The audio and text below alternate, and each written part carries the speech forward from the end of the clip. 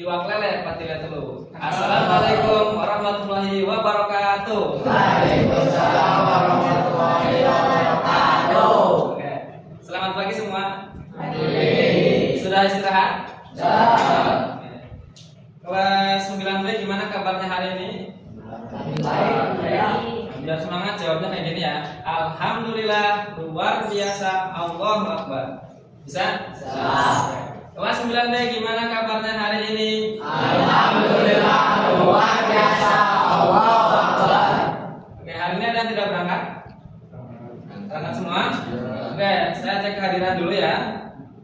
Nanti kalau saya panggil namanya, kamu jawab dengan perasaan kamu hari ini.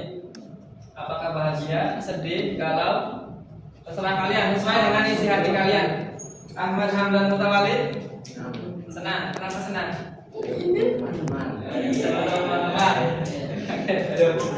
Fahri Abadi. Senang, kenapa Rid? Karena dapat uang jajan. Oke, boleh. Ada nggak sih dikasih kamu? Ada? Yang dapat sama ada? Rizky Maulana. Campuran. Kalau saya kamu yang beraduk.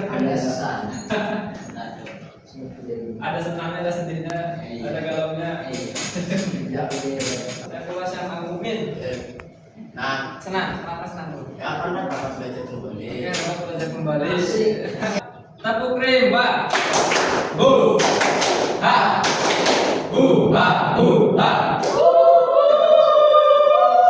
Ha. Oke, terima kasih Pak.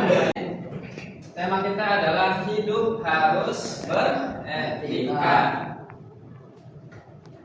Manusia itu selain sebagai makhluk individu juga sebagai makhluk sosial. Apa itu makhluk sosial?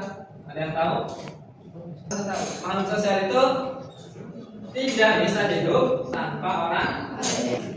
Dari kecil, aku lahir pasti butuh orang tua. Dalam berinteraksi dengan orang lain itu tentu ada yang namanya aturan atau norma. Sekarang pertanyaannya, apa itu norma? Singkatnya norma itu aturan sosial atau panduan hidup yang tidak tertulis tapi berlaku, tidak tertulis tapi berlaku di kehidupan masyarakat.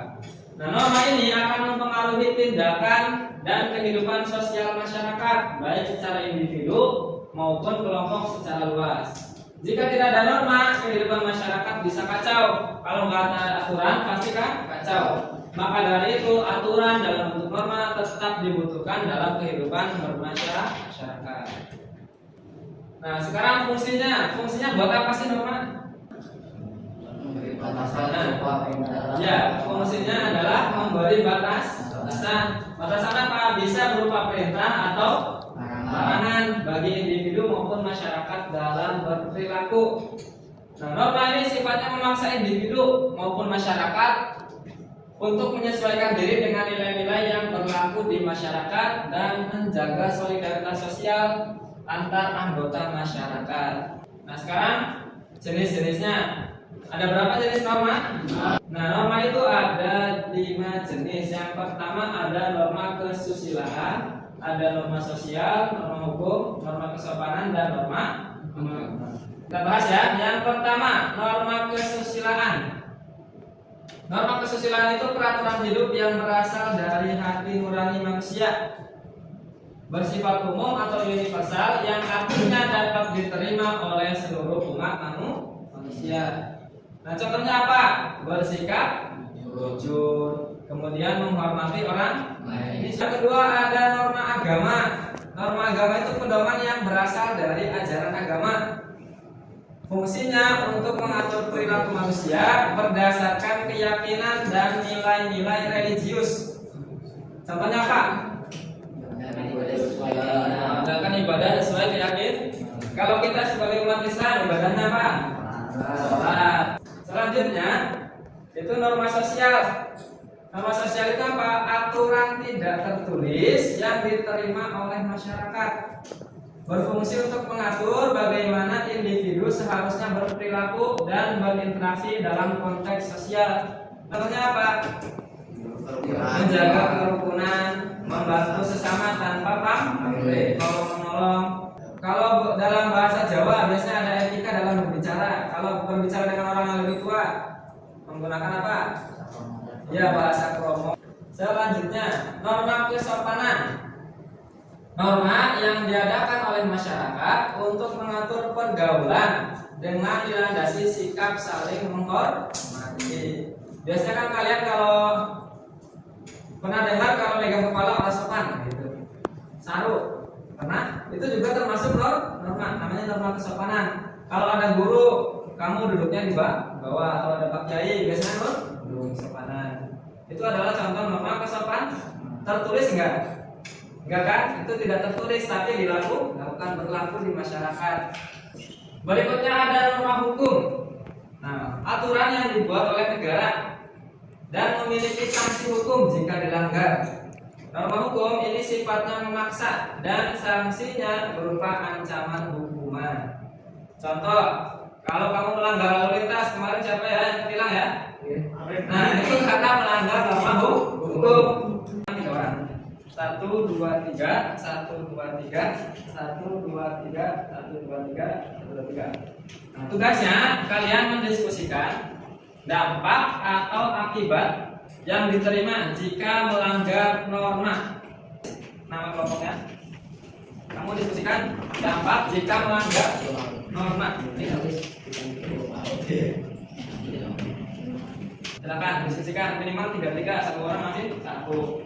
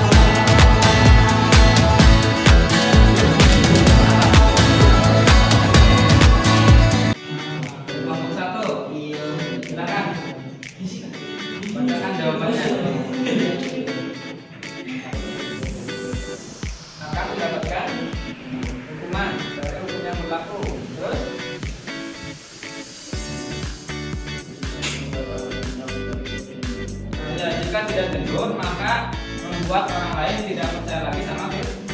Kita temukan untuk kelompok 1. Selanjutnya kelompok terakhir, norma kesopanan. Jika melanggar kesopanan apa akibatnya? Yang kelas, yang bacanya kelas ya.